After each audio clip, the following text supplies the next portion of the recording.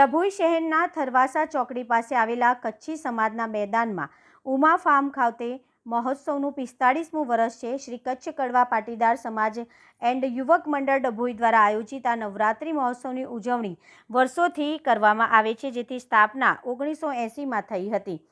કચ્છી સંસ્કૃતિનું જતન કચ્છ કડવા પાટીદાર સમાજના પ્રમુખ રમેશભાઈના જણાવ્યા અનુસાર આ આયોજનનો મુખ્ય હેતુ કચ્છની સંસ્કૃતિ જળવાઈ રહે તે છે।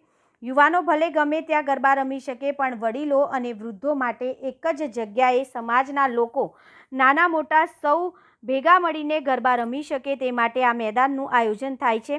આ ગરબા રાત્રે 9 વાગ્યાથી 12 વાગ્યા સુધી ચાલે છે। પારંપરિક ગરબાનું આકર્ષણ આ સમાજના નવરાત્રિ મહોત્સવમાં 3 તાળી, દોડ્યું, ટીમલી, ગલગોટો, વાસ, દોડ્યું, વાણિયો ગરબો રમાય છે। ગરબાને જોવા માટે આસપાસના ગામડાના લોકો રાત્રિના સમયે આકર્ષક ગરબા જોવા માટે નગરજનો મોટી સંખ્યામાં ઉમટે છે। નવરાત્રિનો પ્રારંભ માતાજીની આરાધના આ પર્વનો પ્રારંભ ભવ્ય રોશનીથી કરીને માતાજીની આરતી કર્યા પછી કરવામાં આવ્યો હતો। નવરાત્રિના દિવસો દરમિયાન માઈ ભક્તો પૂજા અર્ચના કરી ભક્તિમાં લીન બને છે। ડભોઈ કચ્છી સમાજના મહિલા આગેવાન જયાબેન જી પટેલ જેઓ જણાવ્યું કે દરેક તહેવાર અમે એક જ જગ્યા પર કરીએ છીએ, જેથી વહુઓ કે દીકરીઓને બહાર રમવા જવું ન પડે અને સાથે જ મળીને ગ્રુપ તો હોય જ, બાળકો હોય, વડીલો હોય, એક સાથે જ ગરબા રમે અને કચ્છ સમાજની જે પરંપરા છે એ હજુ પણ અમે જાળવી રાખી છે।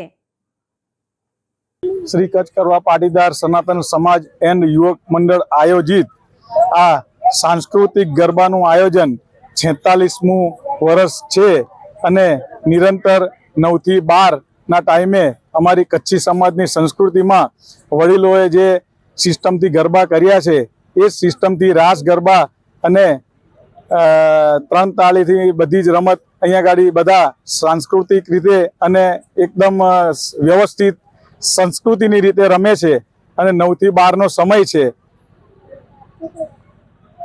ખાસ શું હોય છે? ખાસ અહીંયા ગાડી અમારી કચ્છની 3 પ્રકારની રાસ અને અહીંયા ગાડી જે બીજા દોઢિયુંને જે રમે છે એ અહીંયા ગાડી એકદમ સંસ્કૃતિની રીતે અને સારી શિસ્તબદ્ધ રીતે રમવામાં આવે છે। શ્રી કચ્છ કડવા પાટીદાર ડભોઈ સમાજ અને યુવક મંડળ આયોજિત અહીંયા 46 વર્ષથી અમે નવરાત્રિનો તહેવાર ઉજવી રહ્યા છીએ। જ્યારે પશ્ચિમી વાયરા વાઈ રહ્યા છે ત્યારે અમે અમારી સંસ્કૃતિને જાળવી રાખી છીએ અને અહીંયા જે અમે ગરબાઓ રમીએ છીએ તેવા જે તહેવારો ઉજવીએ છીએ, જન્માષ્ટમી, બધા તહેવારો અમે અહીંયા ઉજવીએ છીએ, એનો મેઇન ઉદ્દેશ્ય એ જ છે કે અમારા દીકરા વહુઓ ક્યાં બહાર રમવા ન જાય અને અમે તો કદાચ વહુઓ જશે બહાર રમવા, પરંતુ અમારા વડીલોને ધ્યાનમાં રાખી અને અમે અહીંયા આ તહેવાર અમે ઉજવી રહ્યા છીએ।